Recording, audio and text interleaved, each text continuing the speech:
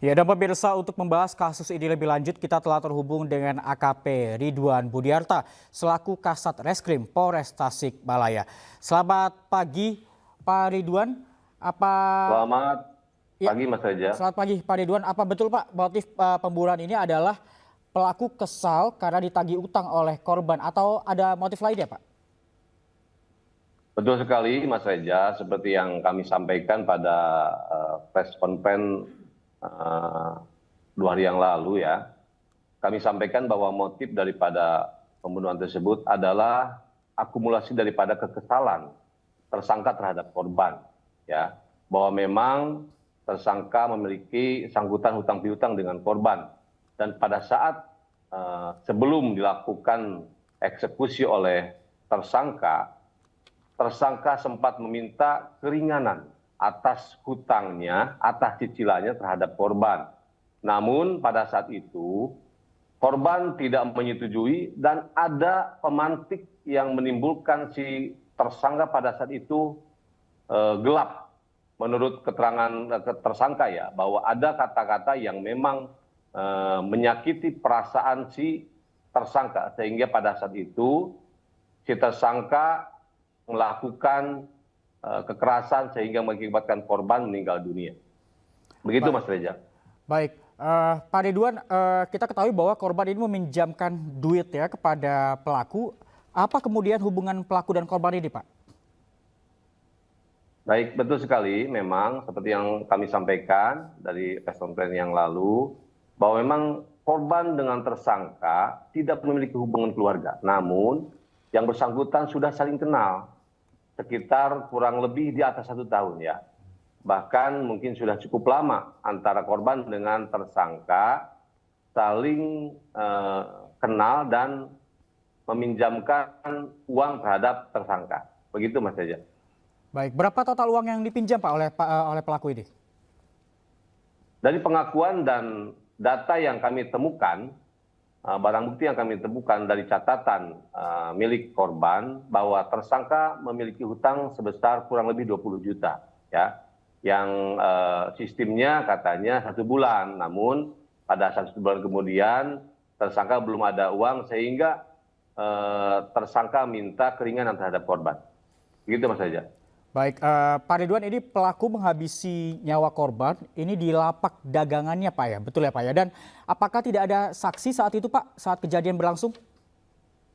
Betul, betul Mas Reza. Bahwa peristiwa tersebut terjadi kurang lebih tepatnya 9.35.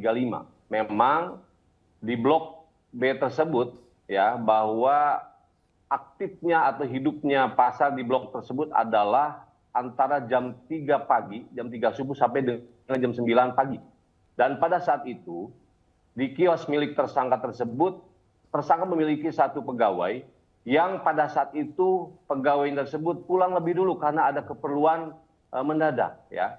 Sehingga pada saat korban datang ke lokasi kios tersangka, si saksi atau pegawainya daripada tersangka sudah tidak ada. Dan situasi di lingkungan tersebut sudah menyepi ya, sudah agak sepi ya, karena memang ramainya di pasar tersebut untuk blok tersebut jam 3 pagi sampai dengan jam 9 pagi Mas Reza.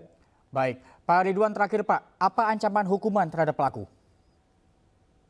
Ya, ancaman terhadap perbuatan si tersangka kurang lebih 15 tahun. Namun mungkin gini, perlu saya jelaskan biar masyarakat juga, khususnya masyarakat Tasik, jelas ya, bahwa dari kronologi yang terjadi dari perbuatan tersangka menghabisi nyawa korban adalah pada saat itu tersangka atau korban datang melakukan penagihan, dan seperti yang tadi saya sampaikan, dipantik dengan ada 1 kata yang menyakitkan tersangka, sehingga pada saat itu si tersangka gelap dan akhirnya menghabisi korban di tempatnya tersebut.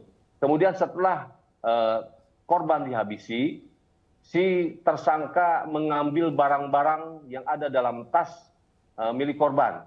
Kemudian barang-barang tersebut, uangnya diambil, barang-barang tersebut dibungkus dalam 1 plastik, dan pada saat itu si korban dimasukkan ke dalam karung seorang diri dalam kios, dan tersangka sempat pulang menggunakan jalan kaki, kemudian membuang BB yang tadi seperti tas, baju korban, dan lain-lain, tidak kurang lebih 600 meter dari lokasi kejadian.